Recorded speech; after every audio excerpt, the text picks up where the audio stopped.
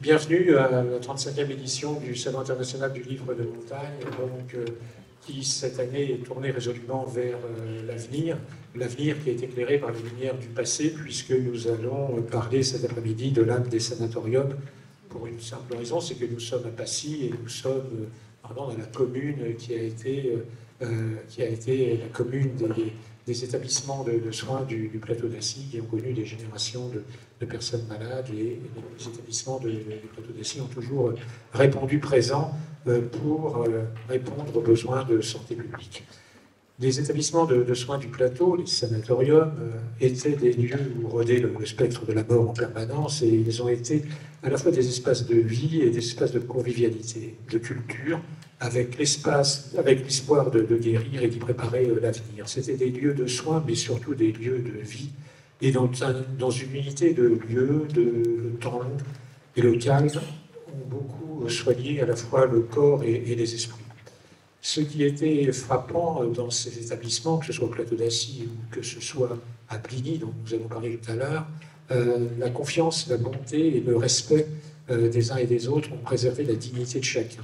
Et les médecins formés à de nouvelles spécialités sont restés imprégnés de l'esprit d'endroits où n'ont jamais été oubliés les figures exemplaires des temps héroïques, que ce soit les médecins de l'époque sanatoriale, que ce soit les soignants, que ce soit les religieuses qui étaient dans ces établissements, ou que ce soit les personnes malades dont le souvenir plane toujours parmi nous. Alors pour parler de ce sujet, eh bien, nous avons collé à l'actualité littéraire du moment, puisque nous recevons Adrien Borne, qui a signé cette année aux éditions J.C. Lattès L'île de là-haut, un roman dont il parlera tout à l'heure, mais qui a pour cadre l'un des établissements du plateau d'Assy.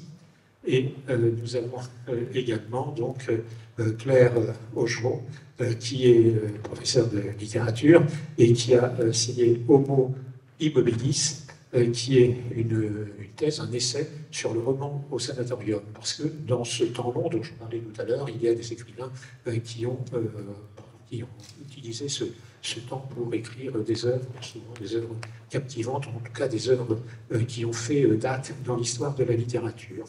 Et puis, nous avons Simone Brody, qui a été médecin-chef de Brakoutan pendant près de 40 ans, et qui a participé à l'élaboration d'un livre sur l'épopée des VSHA, un livre qui montre bien quelle a été l'histoire exemplaire de ces établissements, et qui montre aussi toute l'âme qui planait sur ces établissements. Jean-Luc Perroton, qui a travaillé pendant toute sa carrière dans ces mêmes établissements et qui a été un enfant du plateau et donc qui a connu cette épopée sur l'ensemble de ça.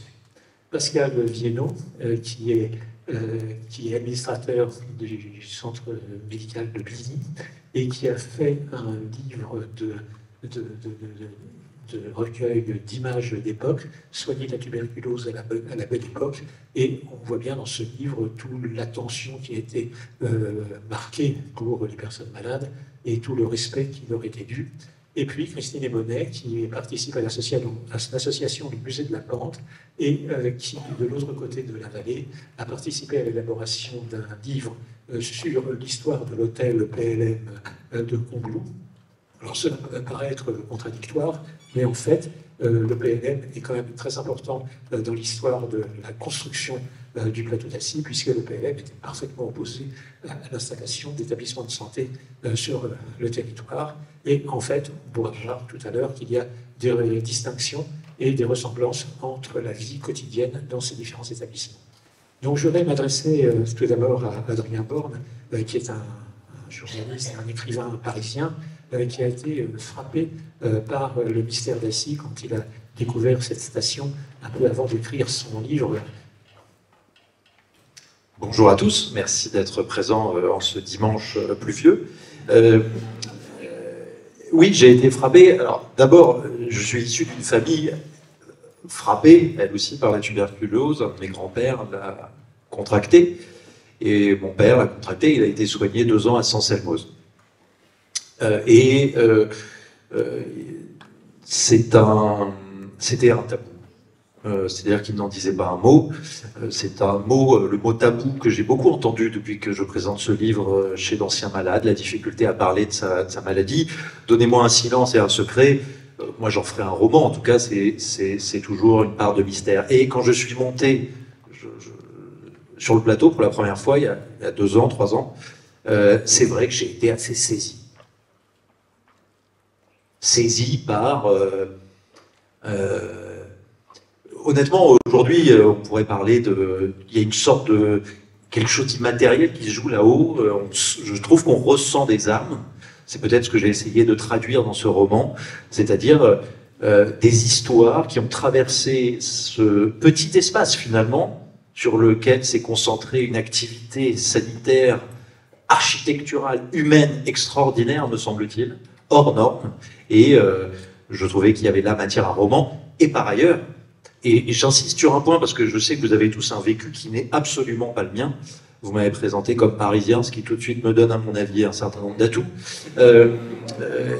C'est que j'ai une vision du romancier. Je m'empare de la réalité pour en faire n'importe quoi, et je sais que vous allez vous charger de me le rappeler. Mais j'allais dire que c'est mon droit, et que vous êtes là pour rectifier les imprécisions qui seraient les miennes. J'ajoute que, encore une fois, j'insiste, pour moi, le plateau d'Assy est un lieu exceptionnel. Et c'est d'abord ça que j'ai ressenti. Oui, c'est ce que l'on ressent aussi, parce que ce roman est le livre de la longueur et de l'ennui dans l'incertitude, ce que ressentaient les personnes hospitalisées sur le plateau. Et c'est un huis clos tout à fait palpitant, quelque part, dans la mesure où le sanatorium est un décor et non pas le personnage de l'histoire. Mais quand vous parlez de l'âme qui plane sur ce plateau, je pense que c'est ce que ressentent nos collègues qui ont participé à l'épopée des SHA et qui ont monté des acteurs et des actrices magnifiques.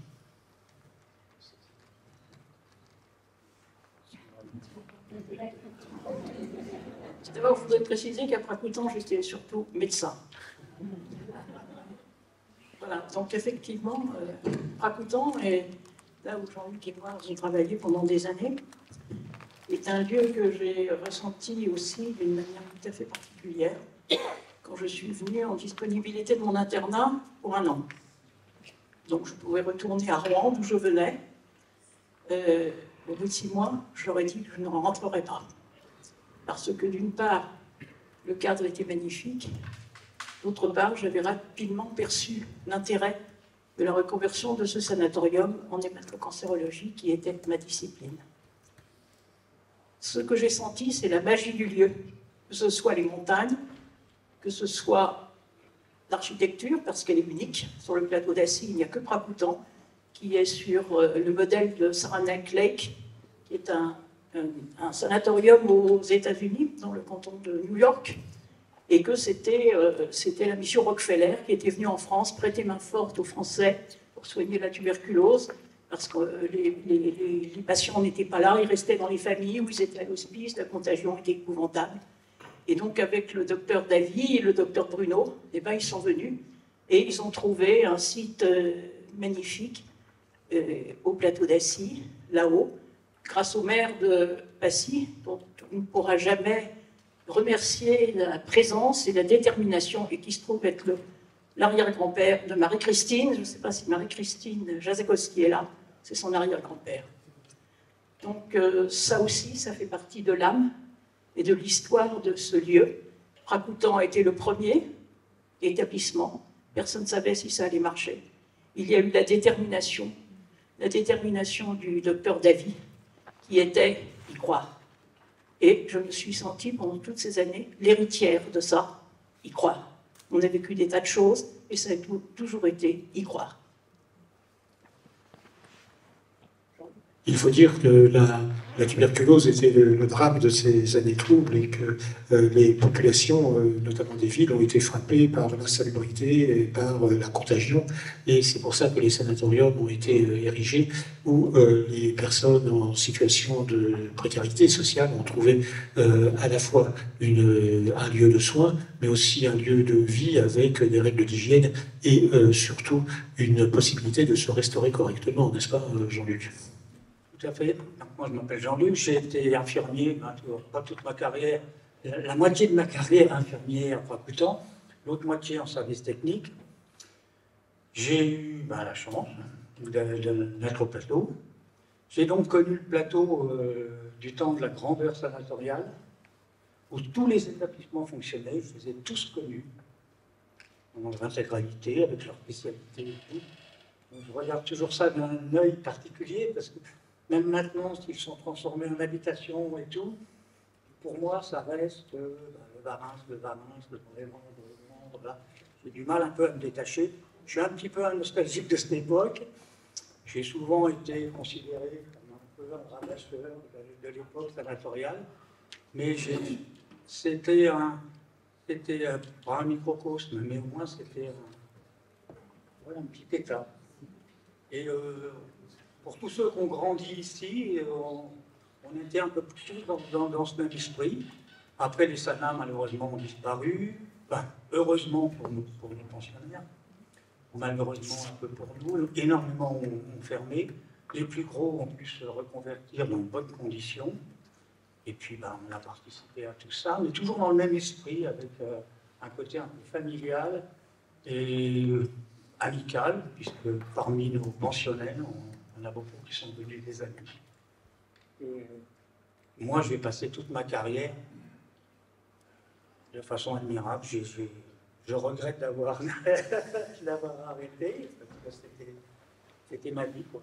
Et avec Simon, on a partagé tellement de choses. Voilà, je suis content de voir beaucoup.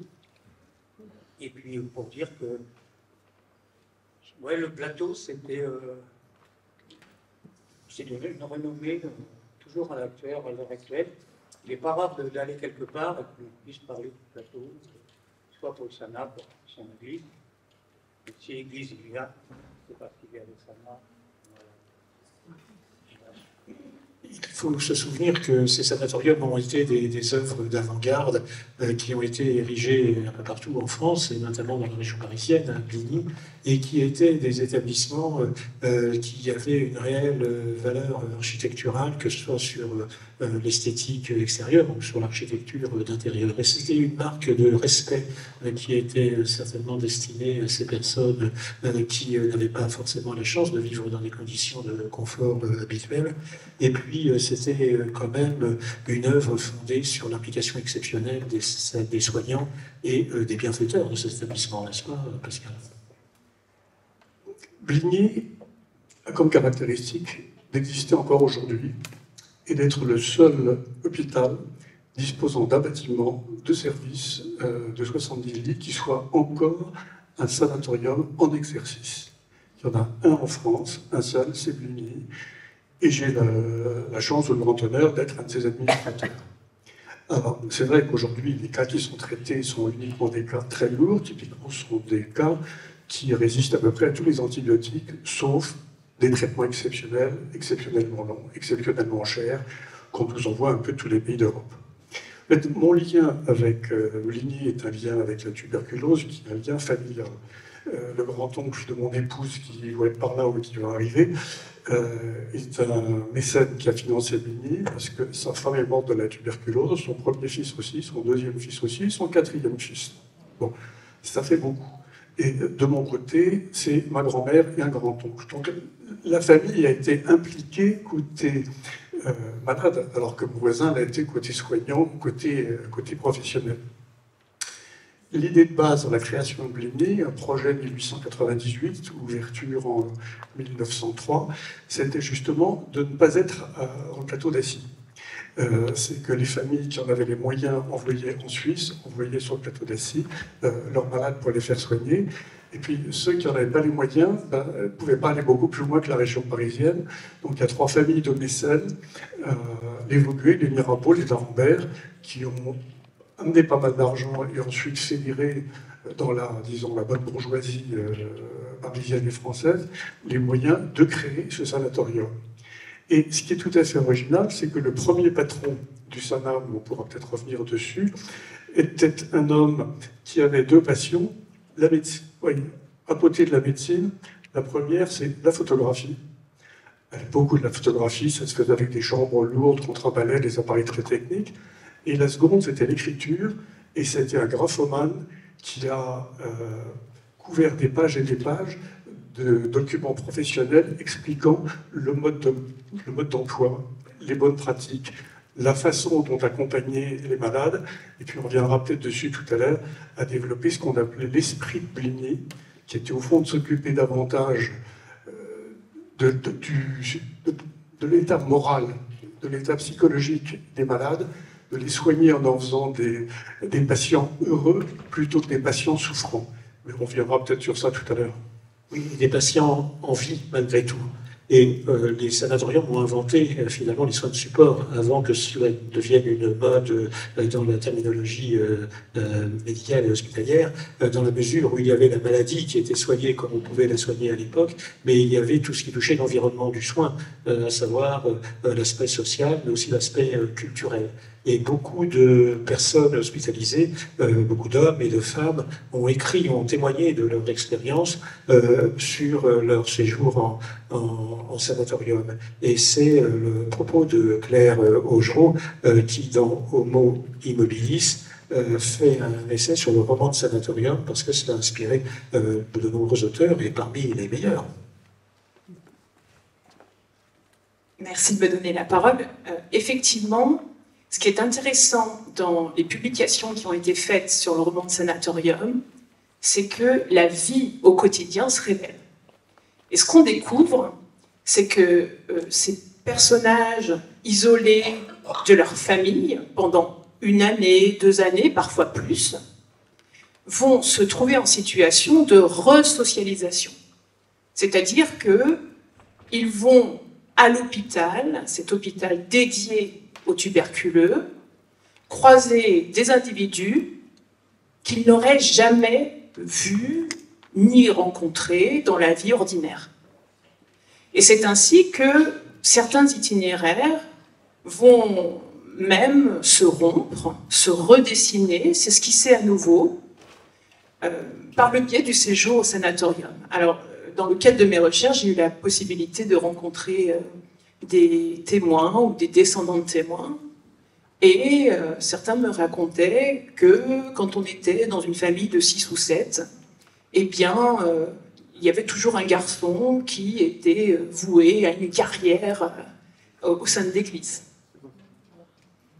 Donc, comme cette carrière n'était pas forcément choisie, cet enfant de la famille qui s'est retrouvé au sanatorium a eu la possibilité d'avoir accès, notamment dans le sanatorium universitaire de Saint-Hilaire-du-Touvet, à des enseignements. Et des enseignements qui étaient d'autant plus intéressants qu'ils étaient dispensés par la TSF, par la radio. Donc, il y avait des canaux dédiés dans les sanatoriums pour les jeunes gens, les adolescents, à la physique, les mathématiques, éventuellement la culture générale. Et certains individus sont donc sortis, certains patients sont donc sortis avec une éducation, voire un diplôme. Et par conséquent, le projet initial qui était le leur s'est reconfiguré de par ce passage d'1 année, 2 années au sanatorium. Donc c'est assez intéressant de voir à quel point ce microcosme a pu infléchir des destinées. Oui, il est important que les pensionnaires des sanatoriums, du moins dans la première partie du XXe siècle, étaient immobiles et étaient voués au sacerdoce de la chaise longue, hein, comme vous le dites à un certain moment. Mais il était aussi évident que ces mêmes personnes n'étaient pas là pour prendre du plaisir, mais pour sauver leur peau. Et c'est ce que le problème du héros de Adrien Borne, qui est un adolescent qui se trouve projeté dans un monde d'adultes.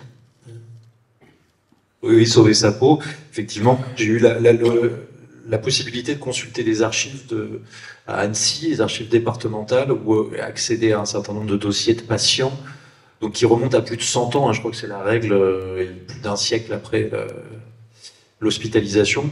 Et il y a un avis sur chaque dossier, une espèce d'avis d'entrée du patient avec, en une ligne, en une phrase, une perspective. Et de temps en temps, c'est laconique. Et la perspective, c'est, en gros, tiendra peu, ou tiendra peu de temps. Mais bon, je me permets, parce qu'il y a quelque chose autour de la société alternative qui, déjà, je trouve, émerge dans ce qu'on s'est dit. C'est-à-dire qu'on est au bord du précipice à la fois. On est quand même des pestiférés. La figure des pestiférés, moi, m'intéresse énormément. On est rejeté aussi. On est rejeté. En l'occurrence, beaucoup d'anciens malades m'ont dit on est rejeté aussi presque toute sa vie, hein, c'est-à-dire qu'on reste une espèce de tuberculeux à vie. Peut-être que c'est pour ça qu'un certain nombre restent ici. J'étais au collège, au lycée, il y a un lycée, là, plus haut, là, au Passy. J'ai échangé avec des élèves, un certain nombre, leurs grands-parents sont d'anciens malades, qui sont restés. Et se pose la question de la société alternative qu'on bâtit, je trouve. Et mon héros, Marcel, il se crée à la fois une famille de substitution, une société de substitution, et tout le paradoxe de ces lieux, et c'est ce que cet adolescent de 15 ans vit, c'est que c'est un lieu d'enfermement, de grandes contraintes, mais aussi, paradoxalement, d'une forme de liberté qui s'exprime, à travers l'activité culturelle peut-être, mais pas seulement, à travers les grands espaces qu'on a sous les yeux. C'est donc cette ambivalence entre la vie et la mort qui est toute proche. Et c'est là que je vais tout de suite vous choquer, c'est l'ambivalence aussi, me semble-t-il, que j'ai ressenti en mettant pour la première fois les pieds à Passy. C'est-à-dire qu'il y a quelque chose qui respire et à la fois il y a quelque chose qui est mort à travers ces bâtiments gigantesques, je pense à Sancerre-Mose, qui sont en état de quoi ? De délabrement.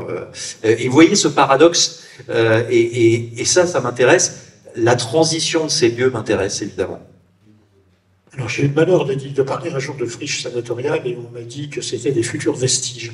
Donc, effectivement, on peut s'armer de beaucoup d'espoir.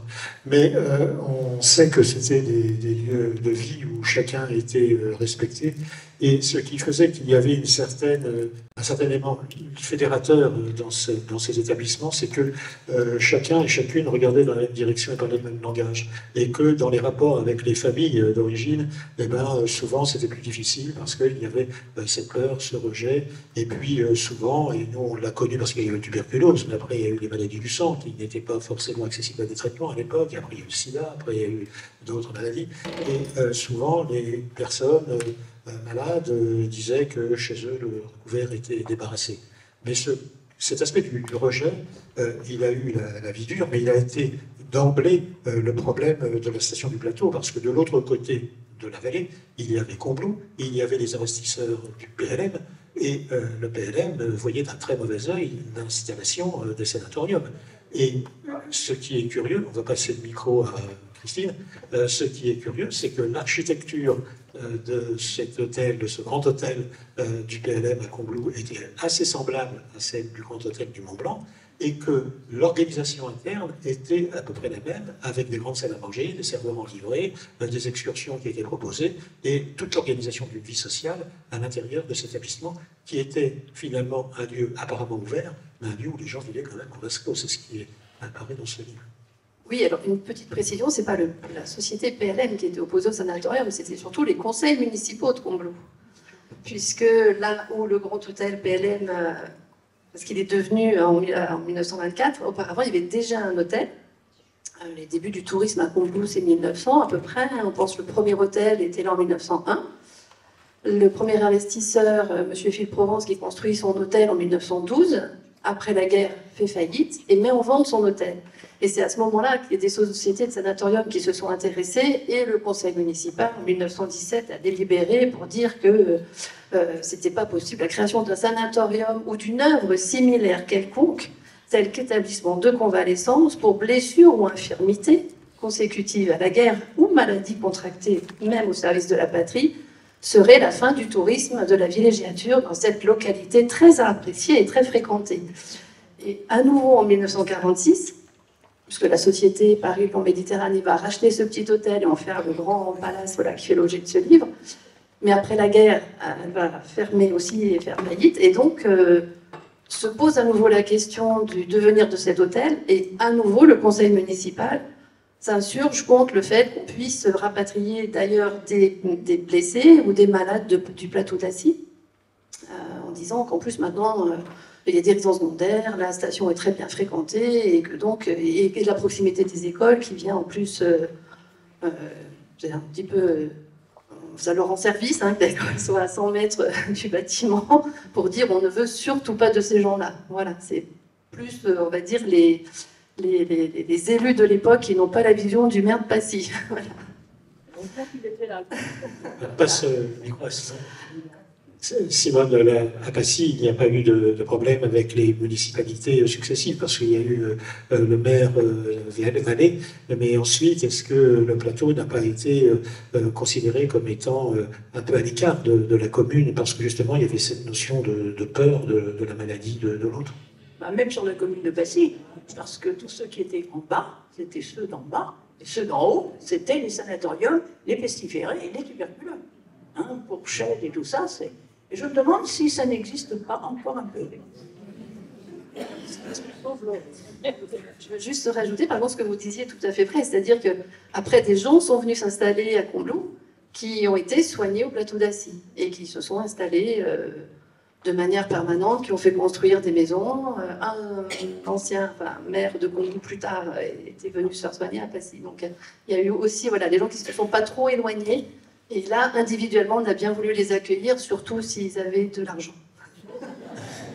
Il a fallu des années et des années pour que les personnes de la vallée s'aperçoivent qu'on pouvait les soigner près de chez eux, au plateau d'Assy, dans toutes les spécialités qui étaient offertes, et que finalement, c'était pas le plateau des contaminés, pour reprendre une expression littéraire que l'on retrouve dans beaucoup d'ouvrages, depuis Alain Decaux, je parlais tout à l'heure, jusqu'à Aginborn, qui était que quand on arrivait en gare du Fayet et que l'on voulait prendre le car, on prenait le car des contaminés et on se retrouvait aux contamines. C'est pour le plus grand bonheur d'ailleurs des élus des contaminés. Oui, alors ce qui est très intéressant dans les romans de sanatorium, parmi lesquels on peut citer La montagne magique ou bien Siloé de Paul Gaden, un auteur qui a séjourné sur le plateau et qui importe particulièrement aujourd'hui, eh bien, c'est que le trajet pour se rendre au sanatorium est déjà une véritable épopée. Camus se rend dans un sanatorium, il met 18 heures de train. Et ensuite, il faut encore prendre un car. Donc le circuit en lui-même, le trajet qui vous mène dans cet établissement de soins qui vous séparera de votre famille pendant une année ou deux, est déjà une épreuve ou une séparation morale vis-à-vis de votre famille. Et c'est, dans les romans de sanatorium, ça va se transformer en véritable itinéraire initiatique, bien sûr. Alors on a décrit la vie au sanatorium comme étant un lieu de socialiser, où on prenait vraiment beaucoup d'attention à la personne malade, mais dans les différents romans que décrit, qu'analyse Claire Augereau, et dans le roman d'Adrien Borne, on voit que quand même la vie quotidienne était réglée dans le cadre d'un système très, très, très hiérarchisé, avec un médecin-chef tout puissant, et vraiment il y a un règlement qu'il fallait respecter à la lettre, sous l'œil vigilant des religieuses ou des infirmières qui ne toléraient aucun écart.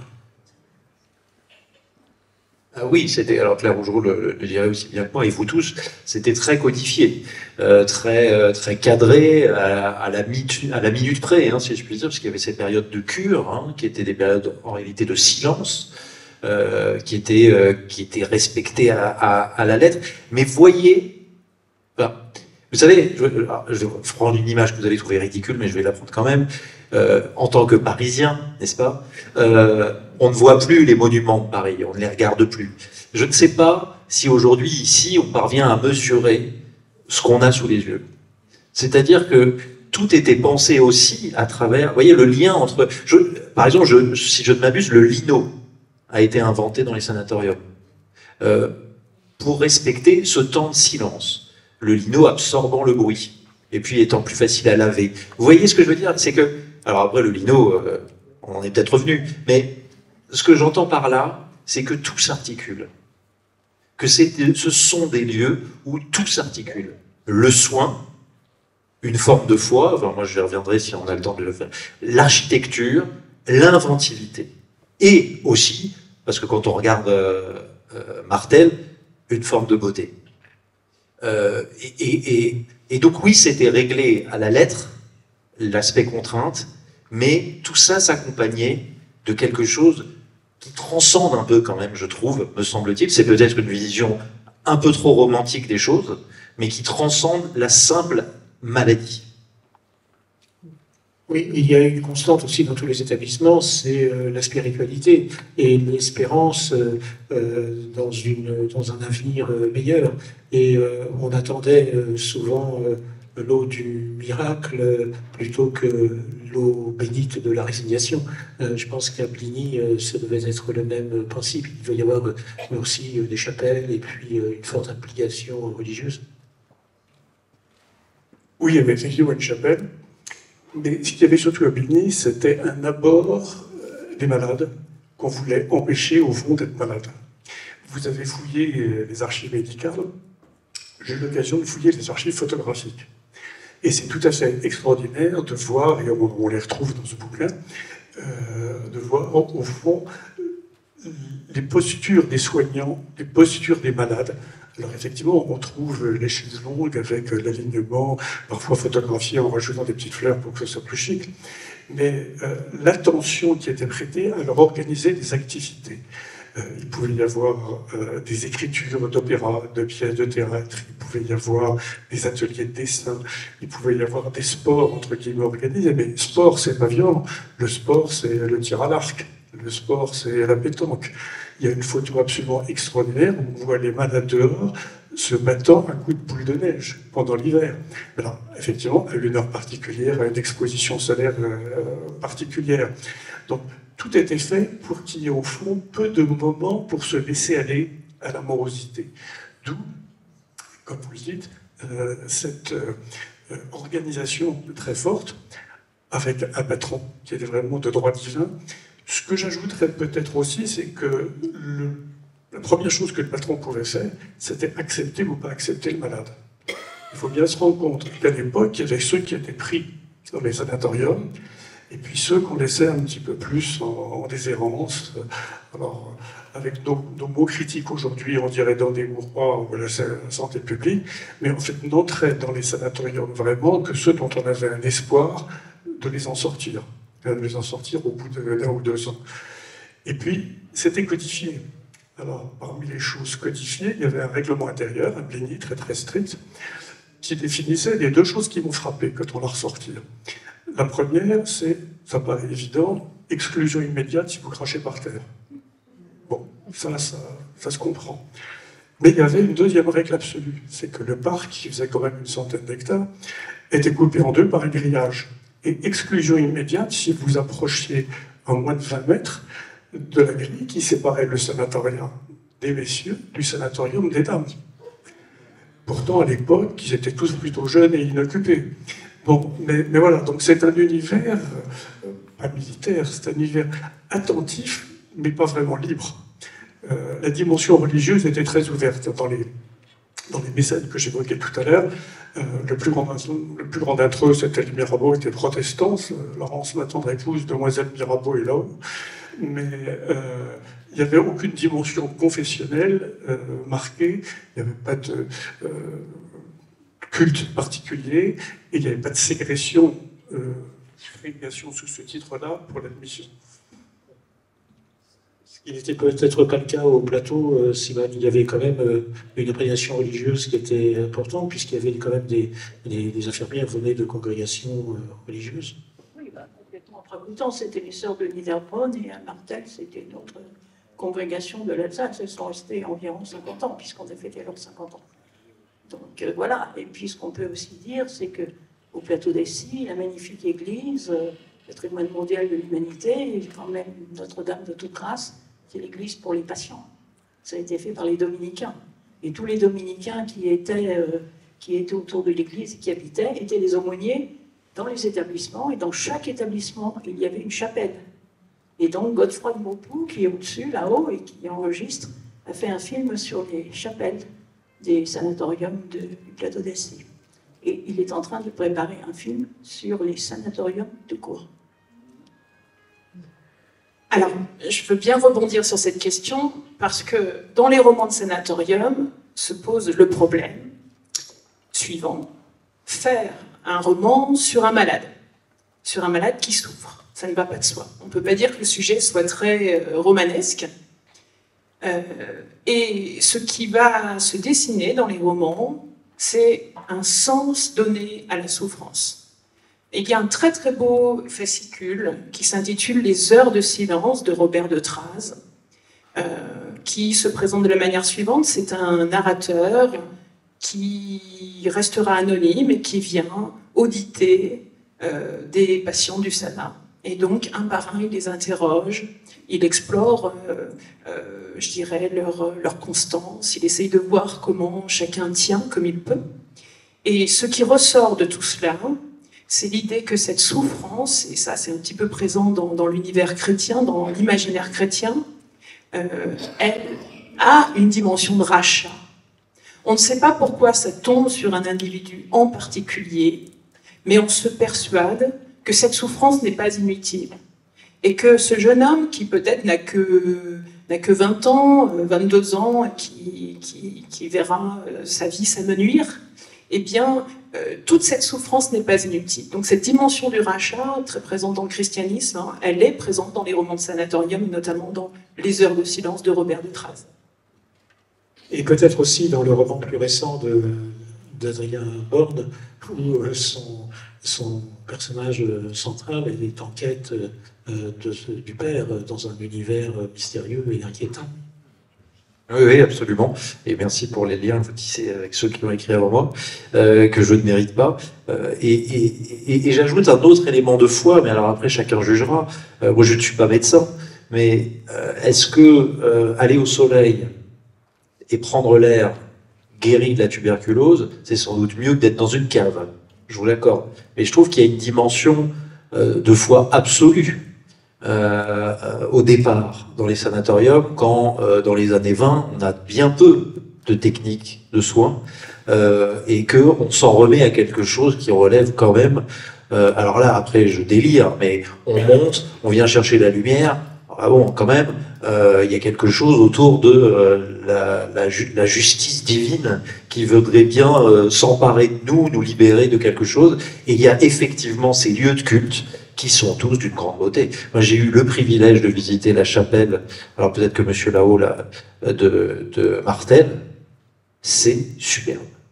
Absolument superbe. Et il y a ce soin accordé à ça, qui est encore une fois, qui dépasse l'entendement, mais qui raconte aussi ce à quoi on se confiait. Et peut-être, j'aime cette idée du rachat, ou pas, je sais pas, vous l'avez dit mieux que moi, Claire, mais en tout cas, cette dimension-là est très présente, hein, je trouve, dans ce lieu de soins et de vie.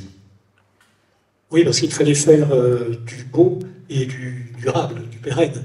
Et c'est pour ça que c'était cette marque de respect qui a été due aux personnes malades et était quand même digne d'une époque qui était dirigée par des anciens exemplaires. Enfin, je veux dire, c'était évident. Et c'était ce lieu de vie, ce lieu de soins était aussi le lieu des passions tristes. Et bon, il y avait au plateau d'Assy le pont des soupirs aussi, hein, comme à Bligny, entre le sanatorium des hommes et le sanatorium des femmes. Et ça a longtemps perduré. Ça a souvent été un lieu de rencontre dont tu as bénéficié, Jean-Luc. Non, j'étais jeune à l'époque, mais ma maman travaillait à Guébriand, et comme ça nous arrive de monter à Guébriand, je me souviens que pendant les heures de promenade autorisées, au pont des Soupirs, il y avait une bonne sœur qui guettait. C'est-à-dire que les pensionnaires de Guébriand ne dépassaient pas le pont, et tous nos charmants de Fracoutan et Martel n'avaient pas le droit de franchir le pont. C'est le grillage de Pligny. Voilà, c'est exactement ça. C'était vraiment deux zones différentes. Je vais juste rajouter un petit mot par rapport à la religion. Moi, j'ai toujours plus ressenti de la spiritualité que de la religion. On a toujours été très ouverts, et j'adore notre Église, Platon qui ne l'aime pas, et c'est ce côté un peu œcuménique qui est fabuleuse et qui a versé énormément de monde. Et on a eu des choses tragiques. Tout le monde a connu les épisodes tragiques du plateau, mais toujours avec cette communion spirituelle avec toutes les branches de la religion représentées au même moment, dans un même moment soit de prière ou autre. Quelque chose qui manque peut-être à la période actuelle, dont nous sommes vraiment des forceurs, et notamment pour la chapelle de Fracoutan, qui est aussi une petite merveille. Sans oublier celle de Guébriand, magnifique aussi, et puis celle de Martel, qu'on peut voir. Après, les autres sont très belles aussi, mais sont difficiles d'accès, comme le Mont Blanc aussi. Ce sont de très beaux lieux. Pardon, juste une parenthèse. J'ai l'impression quand même qu'on passait assez régulièrement grillager le pont. Hein. Non, enfin, ça y allait. Chez Kessel, les captifs, on passe le pont et les étages, hein, me semble-t-il. Donc les règlements intérieurs ont été écrits en 1903, 4, 5, puis ils ont vécu jusqu'en 1960. Bon, voilà. Ce qui est amusant, c'est que ces textes n'ont pas été réécrits. La pratique.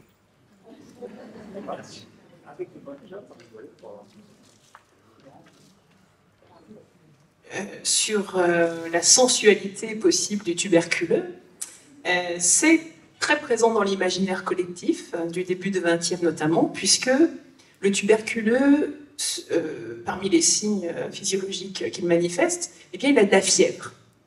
Et cette fièvre, ma foi, l'a longtemps interrogée, et on l'a associée au début du XXe, lorsqu'on ne connaissait pas très bien la tuberculose encore, à une fièvre sensuelle aussi. Hein. Donc, il y a un texte qui est un peu passé dans l'oubli, que j'aime beaucoup, qui s'appelle Les Embrasés, de Michel Corday. Donc, le titre vous dit à peu près tout de ce qui va se passer dans le roman.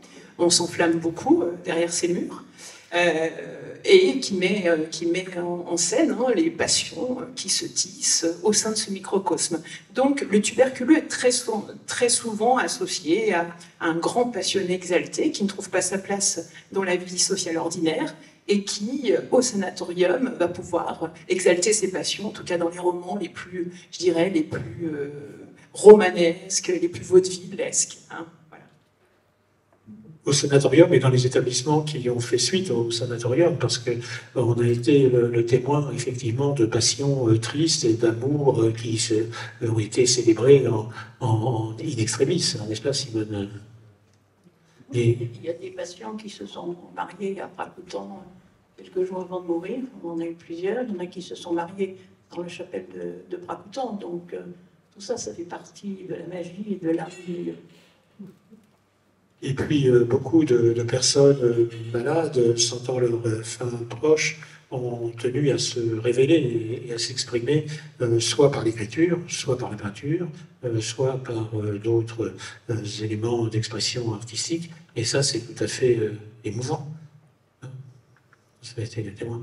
Et il y a des témoignages qui ont été faits sur ce que laissait transparaître ce plateau d'assis. Je crois que tu as reçu des témoignages où tu voulais lire un témoignage que tu avais. Oui. Oui, alors c'était le témoignage d'une jeune femme qui est venue récemment et qui était plasticienne diplômée de l'école supérieure d'art d'Annecy et de la Haute École d'Art et de Design de Genève. Et elle faisait un travail sur les sanatoriums. Donc elle m'a rencontrée, et puis elle a rencontré d'autres gens, et elle a visité plein de sanatoriums, et elle a fait une exposition à la crèmerie du plateau d'Assy en 2020. Et cette exposition s'appelait « Au-dessus du brouillard, où subsiste encore un écho ». Et je voudrais vous lire ce qu'elle a écrit.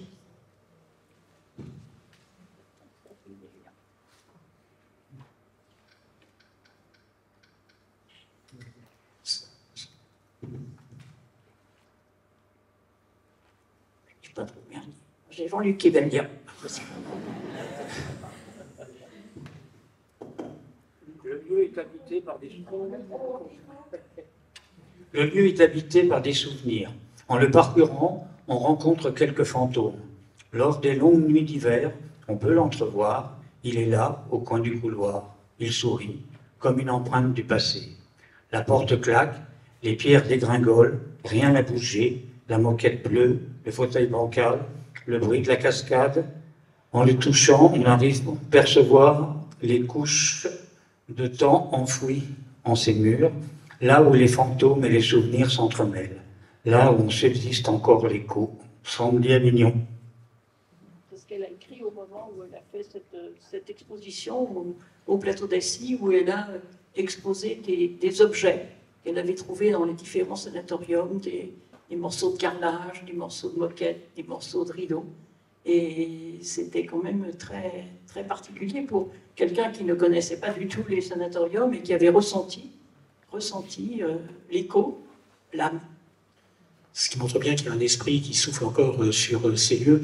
Et c'est cet esprit qu'a ressenti Adrien Borne quand il est venu pour la première fois. Oui, absolument. Et je crois que le thème de ce salon, c'est l'avenir. Alors bien sûr, on peut regarder derrière. Moi, je suis un obsédé de la mémoire, de la transmission. Au passage, je trouve qu'il y a bien peu de récits sur le plateau de ce qu'ont traversé les malades. Aujourd'hui, on appose une plaque sur un mur à la moindre occasion. Ça mériterait une plaque, ne serait-ce que, encore une fois, pour le souvenir. Mais il y a la question de l'avenir qui est posée, et que je pose à travers ce roman qui s'inscrit sur 3 époques, juste après la Seconde Guerre mondiale. Les années 70, qui est le moment de la bascule, me semble-t-il, alors j'ai essayé de chercher, mais je ne suis pas un spécialiste de l'histoire du soin, mais a-t-on des équivalents de lieux de soins qui ont à ce point perdu leur vocation initiale? On pourrait penser que ma seule référence, ce sont les léproseries, c'est-à-dire qu'il n'y a plus eu la lèpre, on n'avait plus besoin de parquer, parce que là, eux, on les parquait. Mais là, c'est-à-dire qu'on a inventé des lieux d'exception qui ont eu finalement une espérance de vie, si je puis me permettre cette maladresse, d'à peine 50 ans. Et tout d'un coup, il a fallu penser dans les années 70 la reconversion. Et aujourd'hui, il faut de nouveau la poser. C'est-à-dire qu'en fait, cette reconversion, elle a eu lieu, puis aujourd'hui, il faut la poser, me semble-t-il. C'est ces époques-là que j'essaye d'interroger. Les documents que j'ai consultés du ministère de la Santé à Paris racontent une forme de brutalité dans cette conversion aussi, venue d'en haut, me semble-t-il. C'est-à-dire, vous n'avez plus de malades, vous êtes isolés, on retrouve des thématiques qu'on a encore aujourd'hui, finalement, de la question de l'isolement des lieux de soins. Est-ce que vous servez encore à quelque chose? Moi, c'est comme ça que je l'ai perçu, et je vois que d'aucuns veulent prendre le micro, maître. Je pense que Simone s'est déjà emparée du micro pour dire que la reconversion du plateau a été particulièrement réussie parce que ça a été une reconversion concertée et non pas imposée. C'est ça qu'ils ont créé une commission de la reconversion mixte et paritaire. Au plateau d'Assy, il y avait des établissements privés qui étaient les établissements du bas et les établissements du haut qui étaient les VSHA, qui étaient des établissements de fondation, qui n'avaient pas du tout la même finalité de fonctionnement. Pour les malades, oui, pour les finances et tout, c'était pas du tout pareil. Donc, ils ont eu un mérite exceptionnel. Je ne sais pas si aujourd'hui, des privés et des publics, puisqu'on était PSPH, donc c'est-à-dire associés à l'espace public, peuvent se mettre ensemble pour réfléchir à quelque chose de positif. Eh bien, au plateau d'Assy, dans les années 70, ça existait. Et ils se sont tous mis d'accord pour faire une reconversion pluridisciplinaire qui ne se marche pas sur les pieds et qui soit en fonction des différentes spécialités que pouvaient avoir les uns et les autres des établissements. Et ça a été formidable parce qu'ils ont tous réussi leur reconversion dans ces années-là, qui sont les années 70. Donc chaque établissement a eu sa propre reconversion et qu'elle a été réussie. Maintenant, la reconversion, ce n'est pas pour les patients, puisque les patients, ils sont partis, ils sont ailleurs, ils sont soignés. Ceux qui étaient à Pracoutan sont à Salanches ou à Bonneville, d'autres sont partis à Annecy ou ailleurs, ou même dans Passy pour le parasite. Maintenant, la reconversion, c'est les établissements. Ces grandes structures, ces grands paquebots, certains ont été reconvertis, Guébriand, village vacances, Martel, entièrement reconverti en habitation, Pracoutan partiellement, puisque tous les chalets ont été vendus, mais pas le bâtiment central qui a été mis en vente sur le Bon Coin. Voilà, le Mont Blanc est plus ou moins en cours, et sans cette mose, il n'y a rien, et la Basse-Rhône risque de glisser dans la vallée. Donc voilà, c'est un vrai problème.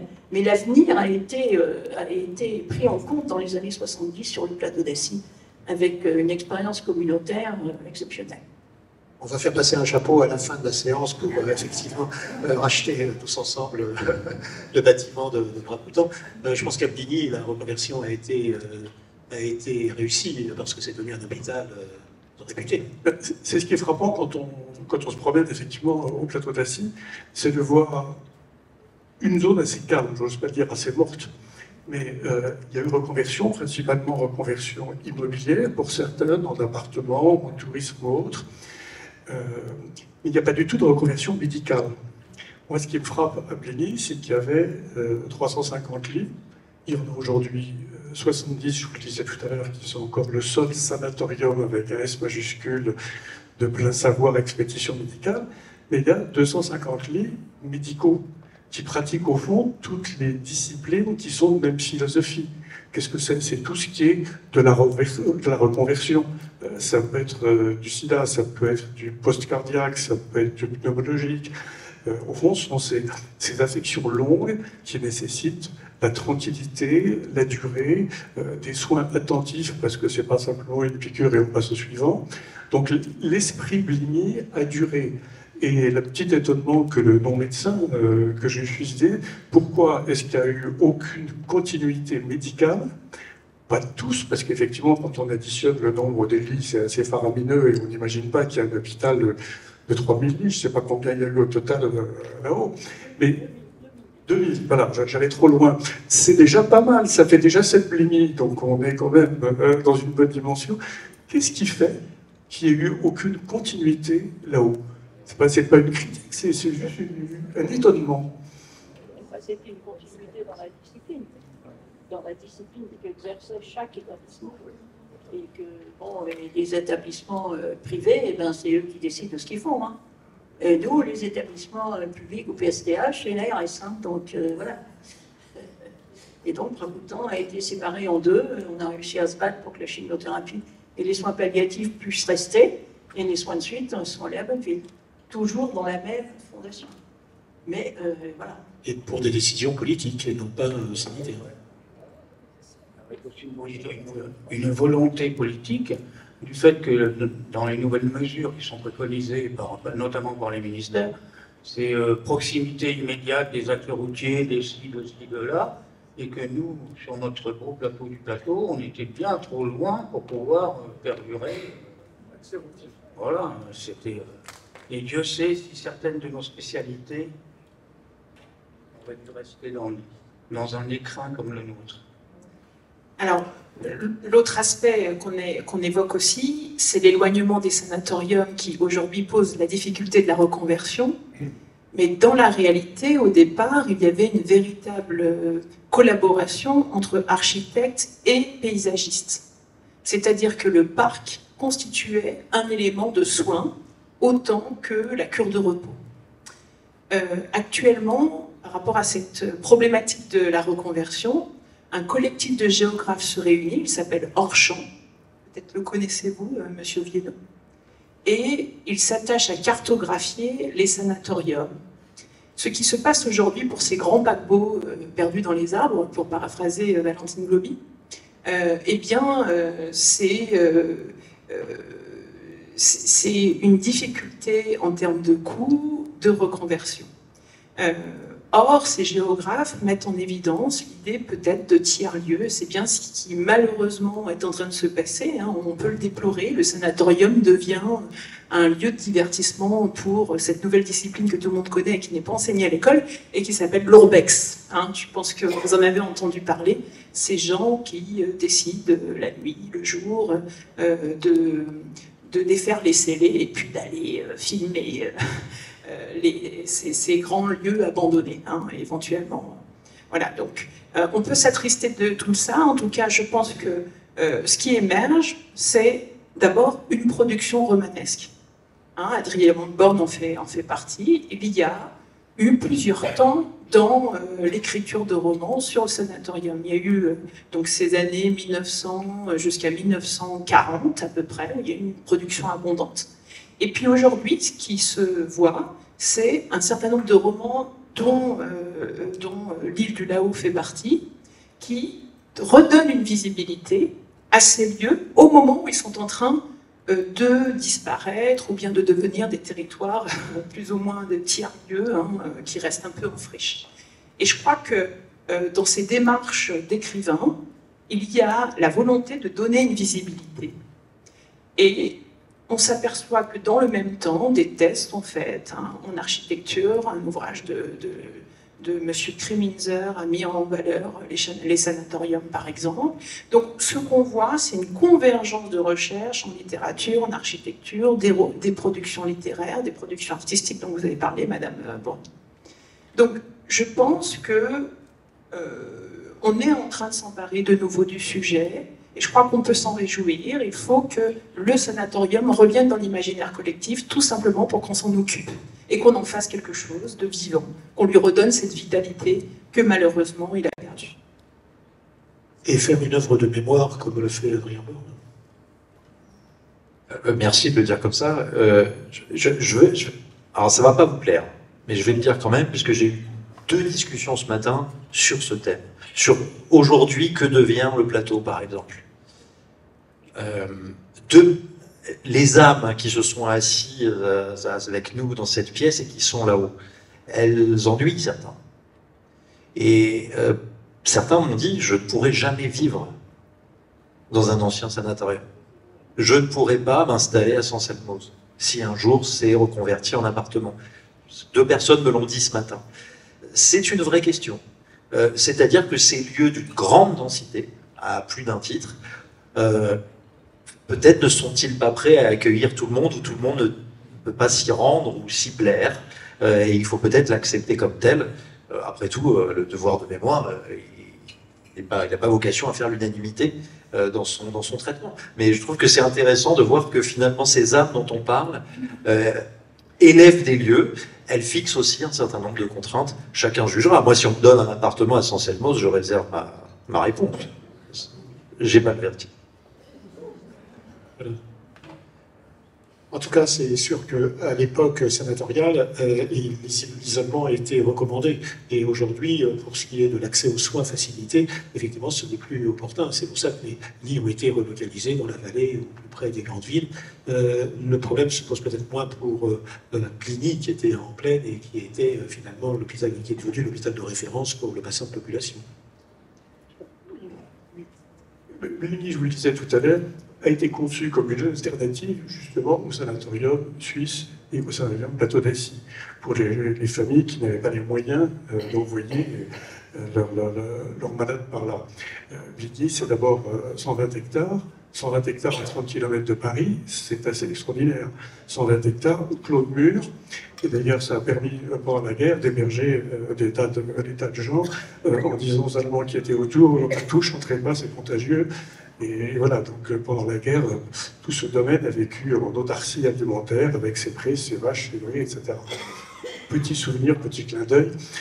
Effectivement, comme Madame le disait, la dimension esthétique joue beaucoup. Je veux dire, le parc, la façon dont il est entretenu, les allées, les gloriettes, le lac, enfin, c'est un effet moral très, très, très fort. Il faut bien se souvenir qu'à l'époque, avant les antibiotiques, les 2 caractéristiques principales des soins, c'était 1, le repos, et 2, la suralimentation.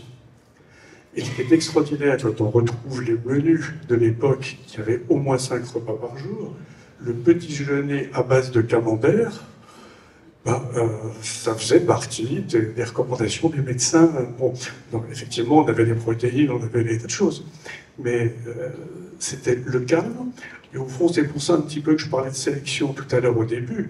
Toute la question, est-ce que ces malades ont la carcasse, la solidité physique, mais aussi la solidité morale? Et c'est celle-là qu'il faudra entretenir pour s'en sortir progressivement avec le temps. On se mettait dans une sorte de salle d'attente, aussi confortable et réjouissante que possible par les activités, par le paysage, par l'alimentation, pour traverser le temps. C'était un passage de la vie à ce que l'on espérait être une autre vie. Mais oui, c'est un beau lieu, c'est un lieu de passage. C'est un lieu de passage, un lieu de rencontre et un lieu où il ne faut pas oublier justement ceux qui sont passés. C'est la symbolique des masques dans le livre de Adrien et c'est aussi ce que l'on constate au quotidien. Je pense que Simone peut en témoigner. Je veux dire, on n'oublie pas les personnes que l'on a connues. On n'oublie pas ce que vous avez dit, c'est ces âmes. Donc ces âmes, vous voulez parler des patients qui ont été là, ceux qui sont morts. Moi, je veux parler de l'âme.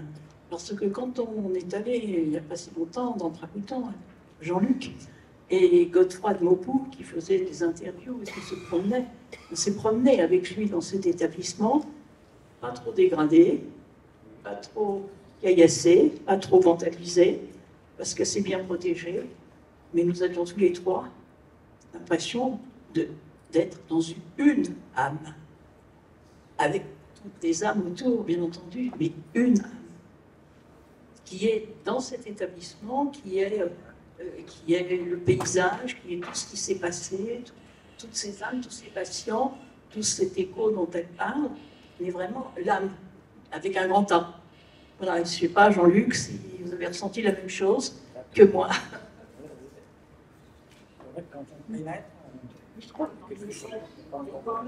Quand vous rentrez dans une cathédrale, dans un lieu comme ça, bon, c'est difficile à expliquer. On a, voilà. Ça nous prend. Et puis, on retrouve tellement de témoignages. Il reste des œuvres qui ont été réalisées, notamment en Tracoutan pour des malades.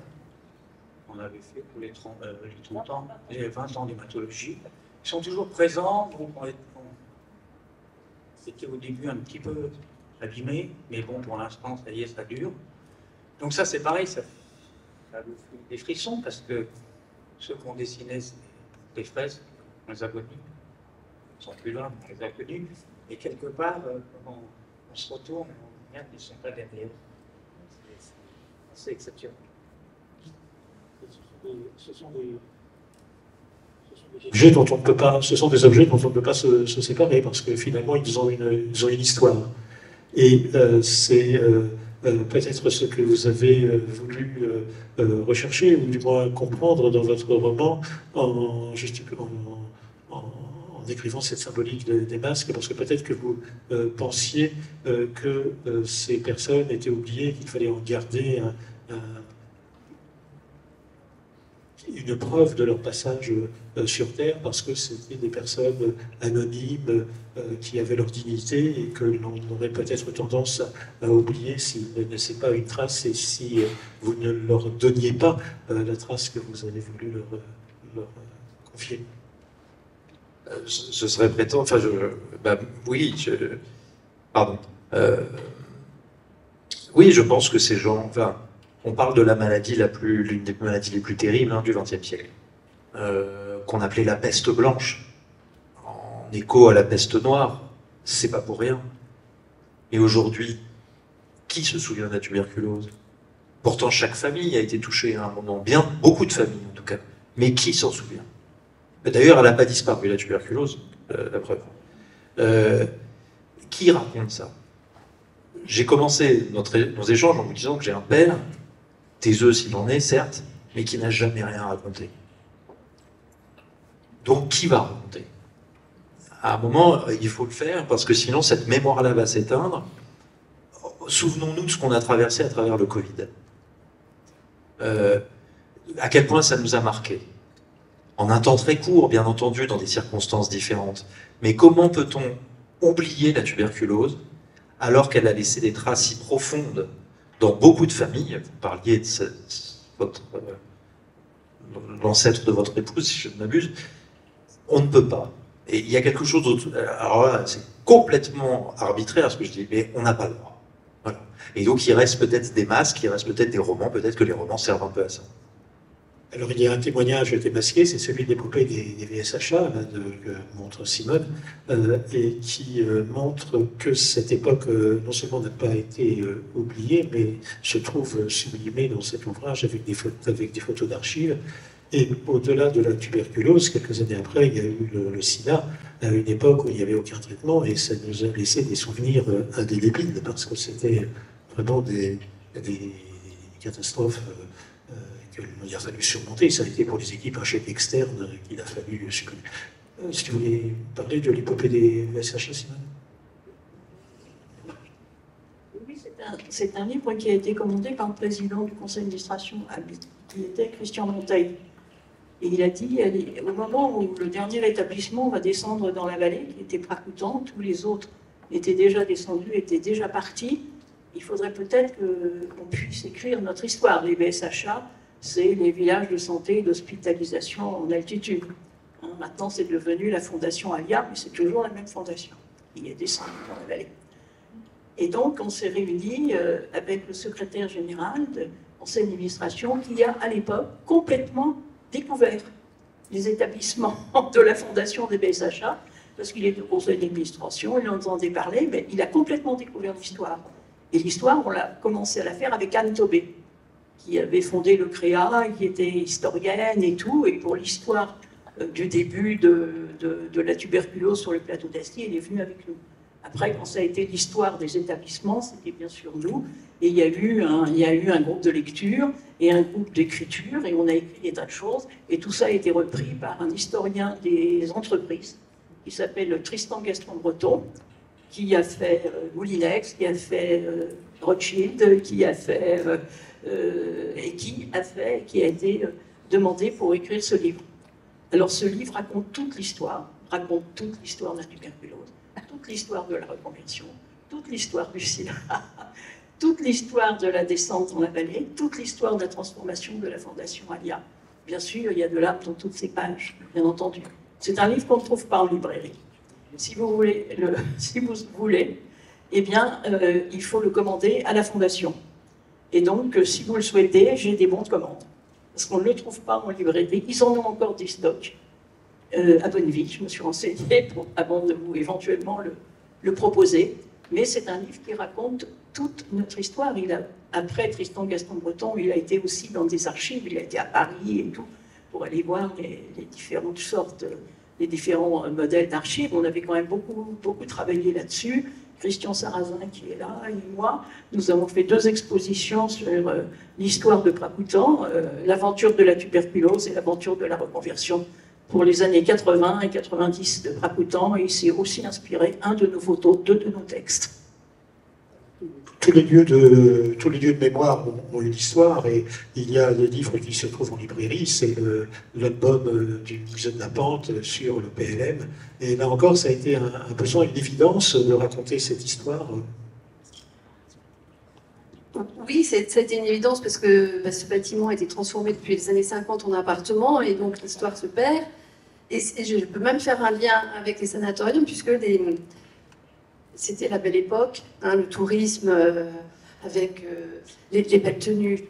Les gens qui venaient au PLM, c'était le palace de l'époque, avant Megève. Et donc, on avait une quantité de serveurs, de cuisiniers. C'était un autre monde par rapport au monde d'en face. Mais le photographe qui a pris la plupart des photos qui représentent ces fêtes et ces gens costumés, bien habillés, ces dames en fourrure, etc., s'appelait Albert Salmona. Et Salmona est né en Turquie, a été soigné de la tuberculose à Lézin, donc en Suisse. Et ensuite, il est venu s'installer à Combloux. Voilà, donc on n'a pas parlé des sanas de Suisse, mais voilà. Et donc, ça fait aussi un lien avec ce livre. où voilà, on a raconté cette histoire du début du tourisme, d'abord estival et puis ensuite hivernal. Et puisque ce palace, en fait, a été construit effectivement par la société Paris-Lyon-Méditerranée en même temps que celui du Revard. C'était la belle époque du tourisme. La société PLM pensait donc avant la guerre pouvoir développer un chemin de fer qui traverserait toutes les Alpes. Le casino actuel de Megève en fait était prévu pour être une gare. Voilà, le train devait arriver, les études étaient faites, on a retrouvé les plans. La guerre est arrivée et a mis fin à tout ça. Et donc les gens qui se retrouvaient là, ben oui, effectivement, c'était peut-être la même société, hein, puisque on est à la création de la villégiature, donc ces gens qui se retrouvent entre eux dans ce milieu bourgeois, aristocratique, on va à la montagne avec une image un peu fantasmée de la montagne, et on ne veut pas la ferme sans son confort. On est voilà, avant la baronne de Rothschild qui découvre Megève et qui vont faire sa station. Donc on est face au balcon du Mont Blanc, donc c'est un petit peu comme pour les saunas, il faut des balcons, des grandes terrasses, hein. On prenait le thé l'après-midi sur les terrasses du PLL, on a une roseraie, un grand parc. Alors c'est dommage parce qu'on a retrouvé les archives de la société qui a construit, qui était la société Léon Gross, qui était une société d'entreprise générale basée à Aix-les-Bains. Et on a retrouvé ces archives après, puisqu'en fait, le descendant de Léon Gross a vu le livre et a dit « mais on a les archives ». Et donc, quand on voit les plans de construction, c'est impressionnant. Mais en même temps, voilà, on retrouvait le fait d'être dans un monde entre soi. Alors, bien sûr, là, on n'avait pas la perspective de peut-être mourir. Au contraire, c'était les fêtes. Les excursions, la patinoire ensuite, le ski, les moniteurs, mais c'était voilà, aussi un microcosme entre le personnel, qui n'était pas du personnel Combleran. Les gens de Combloux qui étaient dans leur ferme étaient à 1000 lieues de la vie de ces touristes. De temps en temps, hein, quand on s'est rapproché un petit peu des années 40, des petits jeunes sont venus faire chasseurs, porteurs de missives. Mais en fait, le personnel venait de l'extérieur et les gens du PLM ne côtoyaient absolument pas la population locale. C'était deux mondes complètement différents. En plus, vous imaginez, après la guerre, la population de Combloux, beaucoup d'hommes étaient morts à la guerre. Donc, les femmes devaient se débrouiller, les femmes, les vieillards, les enfants. On parlait tout à l'heure de la religion, qui était très présente dans la population, mais en fait, ces gens-là n'allaient pas à la messe du tout aux mêmes heures. Les gens de Combloux y allaient très tôt le matin, et les gens du PLM y allaient après le petit déjeuner vers 11h. Donc, c'était pas du tout, c'était deux mondes vraiment qui ne se fréquentaient absolument pas. Voilà. Donc, c'était important aussi de faire perdurer cette mémoire et de raconter cette histoire-là. Et c'est important de voir cette confrontation des microcosmes d'un port de la vallée à l'autre, parce que sur les photos d'archives de ce superbe album et dans les photos d'archives de l'épopée des VSH1 et de Bligny, on retrouve les éléments de cette vie quotidienne qui est composée de fêtes, d'excursions, de repos, de promenades dans un univers privilégié. Et aussi, il y avait une écriture du PLM comme il y avait une écriture sénatoriale. Et il est fait allusion à Georges Simenon qui, peut-être au cours de l'un de ses séjours, a peut-être trouvé l'inspiration de son roman Maigret chez le ministre, qui se passe dans le Val d'Arly, dans une station, dans un hôpital, une maison de repos qui se trouve sur un pan de falaise, qui finit par s'écrouler, et après, bon, il y a l'engagement des responsabilités, etc. Et beaucoup de personnes ont pensé d'ailleurs que c'était un texte prémonitoire de l'accident du plateau d'Assy. Mais en fait, peut-être que comme vous dites très bien dans votre ouvrage qu'il allait en excursion depuis Combloux jusqu'à Aix-les-Bains, en passant par les gorges de l'Arly, peut-être qu'en regardant au-dessus de lui, il s'est dit qu'il y avait peut-être matière à un roman. Mais je pense que Florence voulait intervenir pour parler de son expérience. Pas du tout. Moi, je trouve que je suis l'arrière petite fille, enfin l'arrière. Mon arrière-grand-oncle a été fondateur de Bligny, mais c'est pas pour ça du tout que je prends la parole. Je suis fille et petite fille de Tubar. Mon grand-père est mort en 1928 à 30 ans d'une tuberculose pulmonaire et ma mère a déclaré une tuberculose rénale quand elle avait 30 ans. Elle avait l'impression qu'elle allait mourir. Et elle est partie, je suis très émue, excusez-moi, elle est partie en Sana, en Suisse, à Montana, Grand Montana, et nous avons été séparés de notre mère, les 3 enfants, en allant tous les étés et aussi l'hiver, donc en fait 6 mois de l'année, au Mousseron, c'était à Cran, c'était des homes d'enfants, et on voyait la notre mère. J'ai d'ailleurs 0 souvenir de maman entre l'âge de 2 ans et l'âge de 10 ans, mais je suis désolée, mais c'est juste pour vous dire qu'il y a une fille, après tu pars. Maman a eu la chance d'être tuberculeuse en 1951. Elle était rénale, donc elle n'était pas contagieuse. Elle a été soignée pendant très longtemps. On lui a enlevé un rein, et puis après elle a vécu jusqu'à 90 ans avec un seul rein. Mais ça a modifié quand même un peu l'équilibre de la famille, dans la mesure où nous, enfants, on a été élevés par notre père, bien sûr, par nos grands-mères, et par la chance de service, parce que mes parents, effectivement, enfin, mon père était un banquier, et on avait ce qu'il fallait pour que ça marche, mais sans notre père. Merci de ce témoignage. Oui, un témoignage très émouvant qui rejoint le texte de Sylvie Le Petit dans son roman Jusqu'au dernier souffle, où elle raconte effectivement les tourments d'une famille qui est frappée par ce type de situation, et c'est vraiment très émouvant. Le problème de l'impact sur la famille, c'est un thème qui est souvent développé autour des romans de sanatorium. Je pense au paquebot dans les arbres de Véronique Gobi, par exemple.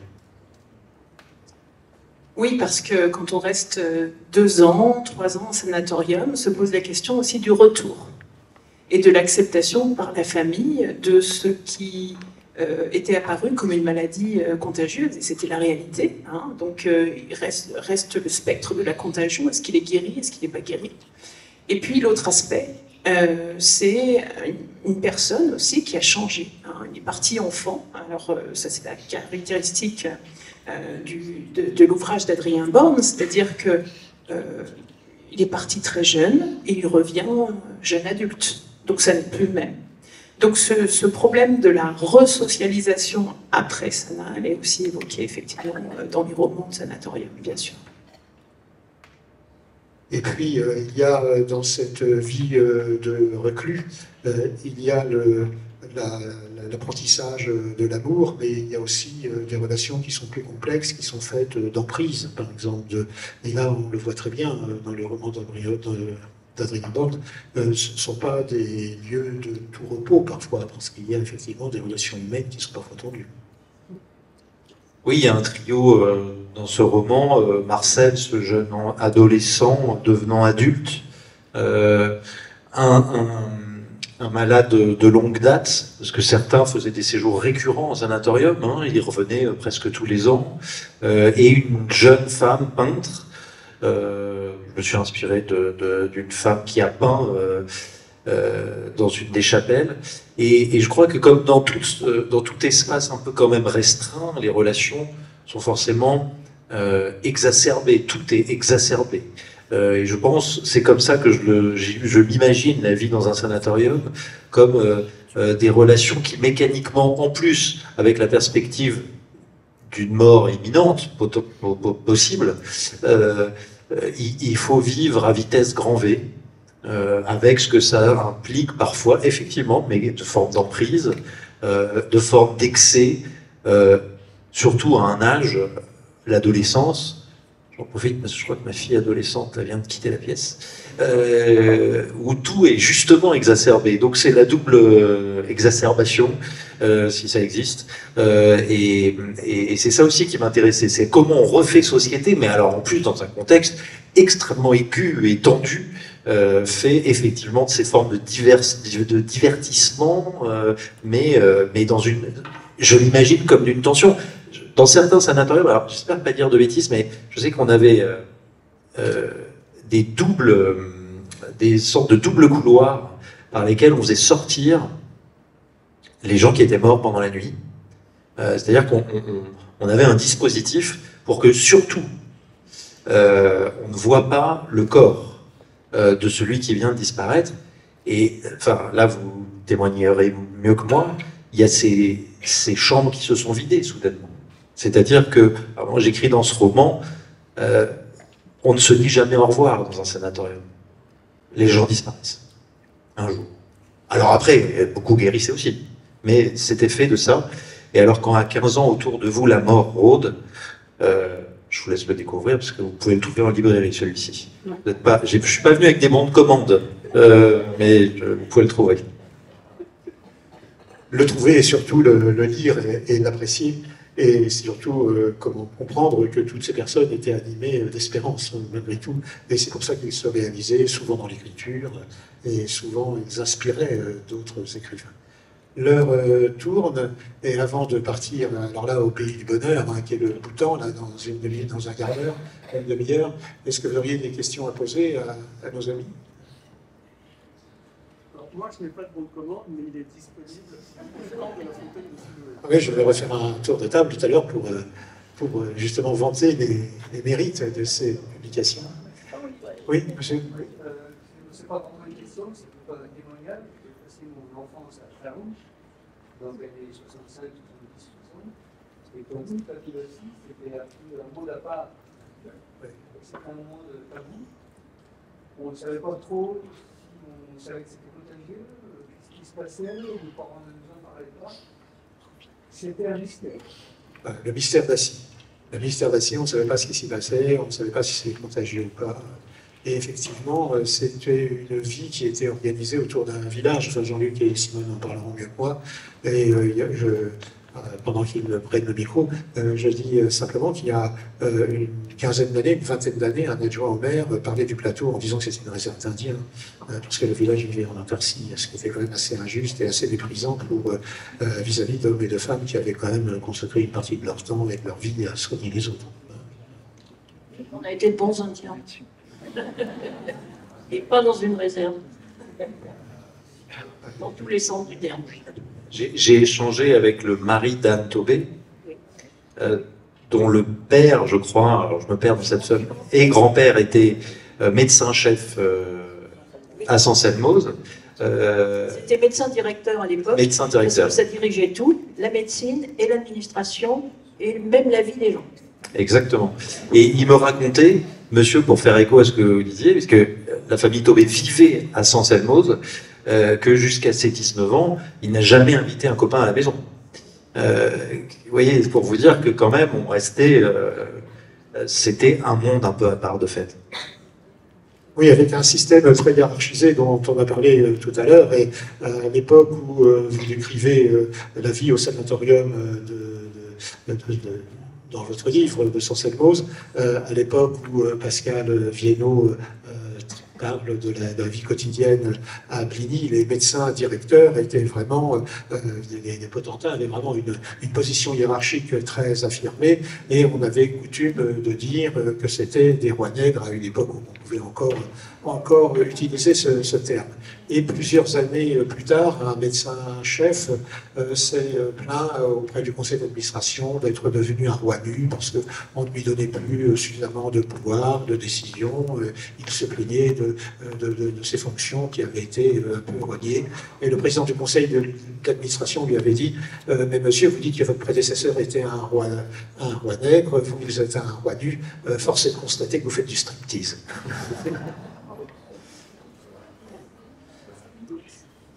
En tout cas, je pense que les uns et les autres, on a vécu une belle aventure, que ce soit une aventure professionnelle, que ce soit une aventure scripturale, que ce soit une aventure d'historien, mais on a vécu une expérience humaine, et vous le premier, en rencontrant tous ces témoins, tous ces derniers témoins. Une autre question? Quelqu'un voulait? Oui, madame. Attendez, je passe. Ça n'avait pas exploité tous les établissements qui étaient dans la malédiction. Il y avait le Miermont, qui n'était pas du tout dans le même esprit. Moi, j'ai travaillé au Miermont, j'étais la dernière institutrice pour les enfants. C'était Madame Olanier, qui était médecin, qui avait pris la succession de son mari, qui s'occupait des tuberculoses, mais ils ont consacré leur argent personnel pour faire donc l'établissement qui est maintenant transformé qui est sous le Brévent. Quand vous montez la Mollard pour aller prendre le téléphérique du Brévent, à droite, il y avait un établissement qui était une maison bourgeoise qui avait été transformée pour accueillir des enfants. J'ai travaillé là-bas comme institutrice pendant 3 ans, à la fin, juste avant la fermeture. Il y avait donc un médecin qui était attaché, Florence Lausier, une infirmière et une religieuse qui s'occupait de la vie à l'intérieur de cet établissement. Il y avait des monitrices qui s'occupaient des enfants pour les promener, la nuit. Et elle lui a laissé sa fortune personnelle. Elle avait une maison qui est vers les Pras, mais c'est une grosse maison bourgeoise qui a été transformée aussi en appartement. Et je trouve que c'est dommage. Et il y avait le Coutet aussi. J'avais le grand établissement qui avait un casino, qui recevait aussi des enfants malades et qui a été transformé en appartement. Donc je voulais dire que quand même si Chamonix n'est pas du tout dans le même état d'esprit, je veux dire, sanitaire et tout ça, il y avait quand même à Chamonix une certaine attention, parce que moi j'ai eu des enfants qui étaient des enfants pratiquement abandonnés par leur famille. On ne les lâchait pas, qui avaient des problèmes de santé autres que la tuberculose, et qu'on envoyait à Grenoble, à l'hôpital de Grenoble, pour les faire soigner. Et Madame Bodanier payait les frais. Et je trouvais, moi aussi ça m'a mis, c'était une belle époque. Voilà. Mais il y avait aussi des établissements d'enfants à Megève, à Saint-Gervais. Ce n'étaient pas des enfants qui étaient tuberculeux, effectivement, parce que les enfants tuberculeux, ils étaient au roc des Fils.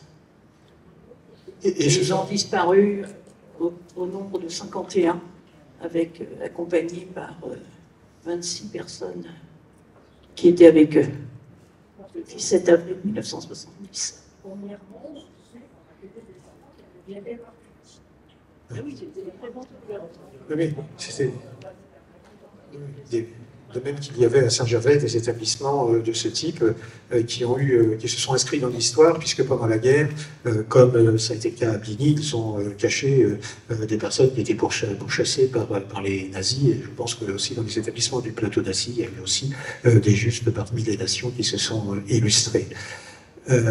En ce qui concerne, je reviens sur l'intervention de Laurence Guénaud, il y a eu dans les différents témoignages, dans les différents romans, on voit combien les familles sont cabossées par la survenue d'une maladie, que ce soit la tuberculose, que ce soit aussi aujourd'hui le cancer, où on a vu il y a quelques années des grèves de moelle osseuse qui nécessitaient des hospitalisations très, très longues, et que ce soit dans le livre de Valentine Gobi, Le Bambou dans les arbres, toutes ces familles cabossées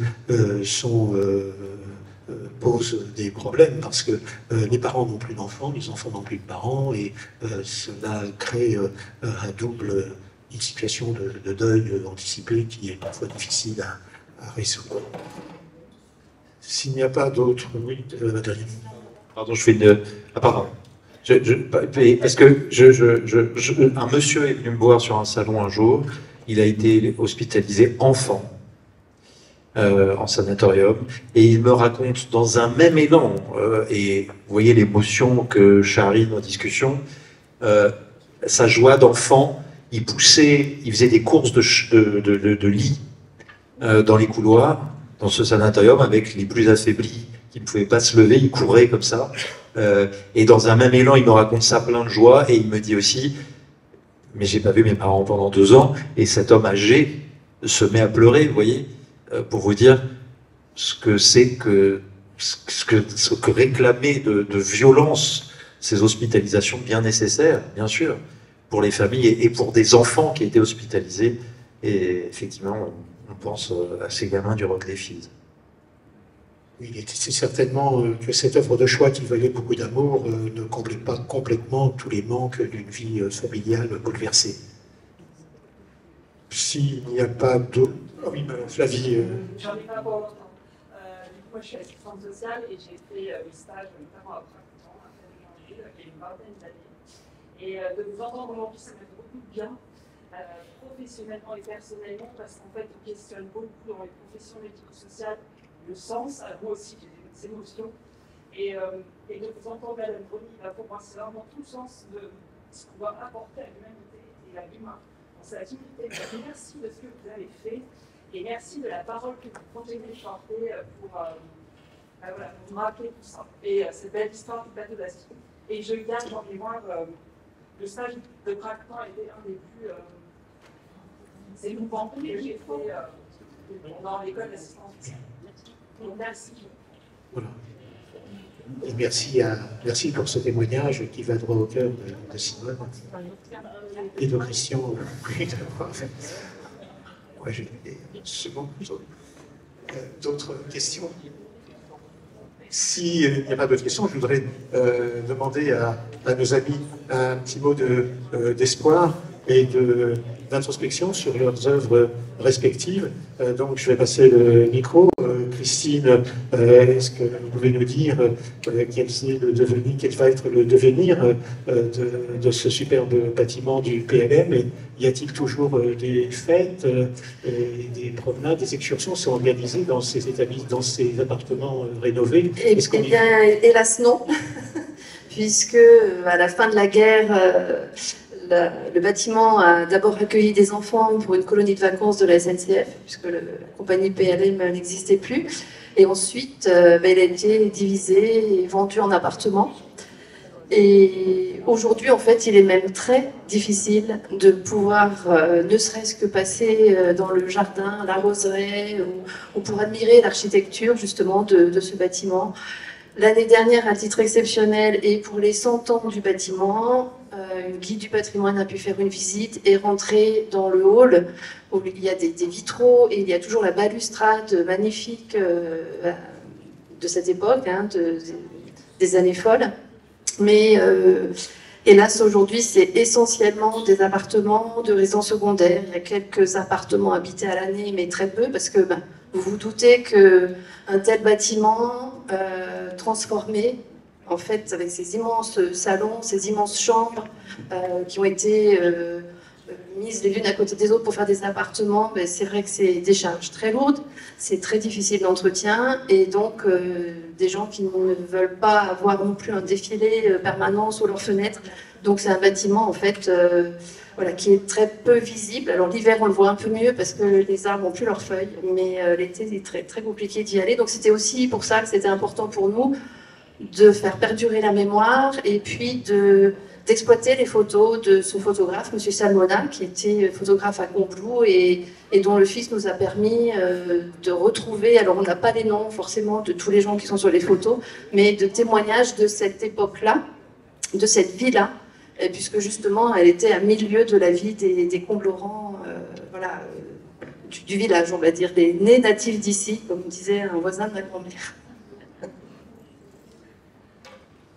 Simone, est-ce que tu voulais compléter un témoignage ou formuler un message d'espoir? Alors, c'est pas une librairie qui tient bon de commande, je vous ai déjà dit, mais bon.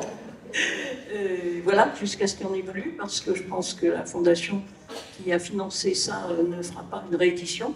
Voilà, a priori. Que dire, d'espérer que le bâtiment central de Pracoutan sera racheté en dehors du Bon Coin, puisque tous les chalets ont été rachetés, sont aménagés, que des gens y habitent et que la vie reprend tout autour. C'est une autre vie, mais c'est la vie qui continue. Nous avons fêté l'année dernière, le 30 juin, les 100 ans de la première pierre. Nous étions 80 dans la chapelle. C'était un moment super émouvant. Il y avait des anciens patients, il y avait des gens qui avaient travaillé, il y avait des familles, il y avait des artistes, il y avait des gens, une seule personne du conseil d'administration qui était Alain Grévy, et à titre privé, oui. Donc voilà, pour nous, tout ça, c'était très très émouvant. Ça continue aussi parce que Pracoutan a fait la culture à l'hôpital et que la culture à l'hôpital est descendue à Salanches avec la Fondation Giannatin et les merveilleux concerts des musicales d'Assis qui viennent jouer pour les patients depuis 10 ans.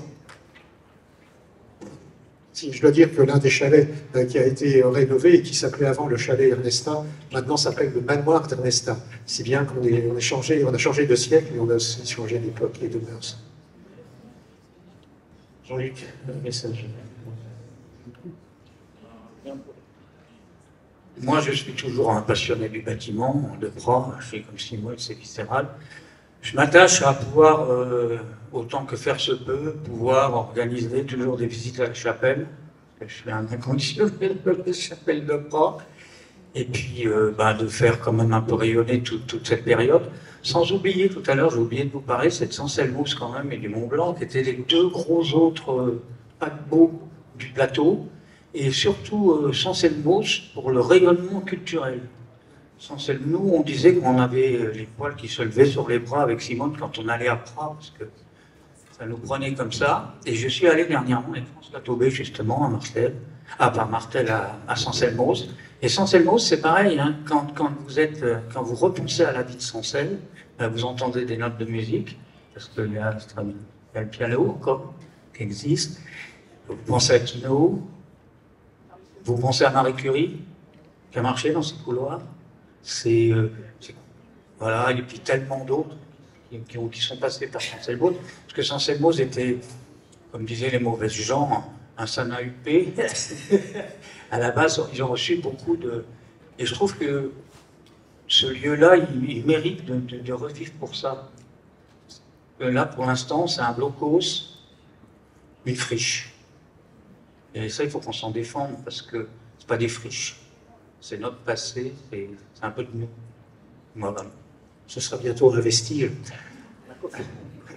À propos de la chapelle de Pracoutan, je voudrais apporter un témoignage, c'est que devant cette chapelle où tous les vitraux ont été refaits il y a une trentaine d'années, il y a une scène biblique où ce n'est pas un berger devant ses animaux, c'est le médecin-chef qui fait sa visite drapé dans sa dignité en touchant les écrouelles. Et c'est un vitrail vraiment magnifique parce que c'est vraiment très insolite. Et devant la chapelle, il y a un petit jardin, enfin des plantes qui ont été plantées il y a quelques années, et en souvenir d'un jeune malade qui était décédé, et il y avait eu une collecte, et il était très proche d'une personne du personnel, et on ne peut pas passer devant le parvis de cette chapelle sans penser à ce jeune homme que l'on a tous connu, enfin tous les trois, et c'est extrêmement émouvant, et ça fait partie des choses qu'on ne peut pas oublier. Ça montre bien que finalement il y a quelque chose qui plane et que l'on n'oublie pas. Enfin, il n'y a pas de... Et si la chapelle devait être rachetée par la municipalité ou par quelqu'un d'autre, je pense qu'il faudrait y associer ce petit jardin qui a un sens. Voilà. Pascal, j'ai employé tout à l'heure un mot sur lequel je reviendrai volontiers en parlant de l'avenir, qui était celui de passage. Parce que Sophrance, ces établissements sont des lieux de passage d'une situation médicale incertaine à l'espoir. Alors vous l'avez évoqué dans le domaine spirituel, où aussi ça tout monté dedans. Et je trouve assez dommage que les conversions dont on a parlé tout à l'heure soient des conversions d'un ordre... Vous allez m'en vouloir si je dis d'un ordre inférieur. L'immobilier, c'est très bien, le tourisme, c'est très bien, le but de la montagne, mais on n'est absolument pas dans le sujet de la transmission de la vie, qui était celle du lieu ici.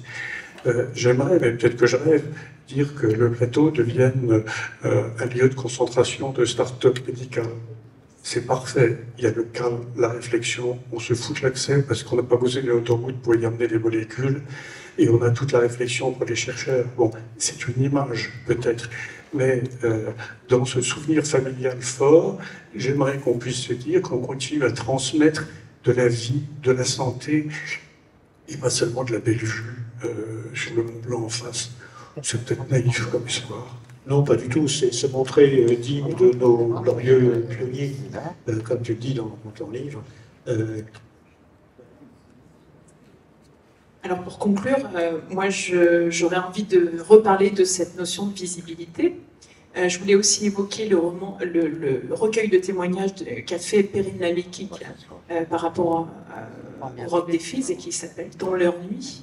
Je pense qu'on peut tout à fait rendre hommage à ce recueil qui a pris énormément d'années de recoupement de témoignages. Et ça fait partie... Ce roman, Dans leur nuit, l'île du Laos, ça fait partie de démarches de visibilité. Je pense qu'aujourd'hui, la question qui se pose, c'est de convertir ces lieux, non pas en tiers-lieux, mais en patrimoine. Donc la question, elle est entière, mais des journées comme aujourd'hui, des moments où la mémoire se réactualise, participent de cette visibilité. Donc on espère que les pouvoirs publics vont s'emparer de cette question de façon à rendre une âme à une fraction d'un sanatorium. On pourrait imaginer, enfin moi j'imagine tout à fait un musée par exemple. Le musée sanatorial n'existe pas et c'est bien dommage. Voilà. Donc je pense que des journées comme celle-là, et je pense qu'on peut remercier l'équipe du Salon international du livre de Passy d'avoir proposé cette table ronde, participe de cette visibilité d'une question qui est peut-être oubliée. Il y a une chambre sanatoriale qui a été mise en place au musée savoisien de Chambéry. Et le président Guémard a vraiment beaucoup insisté pour que cela puisse se réaliser. On aimerait un espace plus vaste avec des recueils de témoignages, des photographies, et pas seulement quelques pièces à reconstituer. Voilà, moi je l'espère en tout cas, et ça a été une question débattue lors des Journées du patrimoine, ici même, l'année passée. Et continuer à écrire, bien sûr. Oui, alors on se sent bien modeste. J'ai jamais sauvé de vie en écrivant un livre. C'est un livre contre l'oubli de ceux qui ont souffert et qui ont dominé la maladie pour certains, ceux qui ont accompagné les malades. Dans un dévouement total, on le disait, géographiquement, en vivant là-haut encore. Madame, vous en avez témoigné, vous aussi. C'est précieux. Et puis je crois, et que c'est ce qu'on a fait aussi, ma seule arme, la mienne, c'est de raconter, avec sa part de vrai, sa part de faux, on s'en fout. Mais vous êtes venu raconter, Madame, vous avez raconté. Je crois que c'est quand même ce qui reste à un moment, c'est cette part-là qui appartient à chacun, qui est faisable par chacun. Et pour tout le monde, c'est bien heureux de pouvoir partager. C'est ce qu'on a fait aujourd'hui. J'ai eu le sentiment que j'ai trouvé que c'était réussi. Merci. Je me jette des fleurs, mais c'est à vous que je jette des fleurs.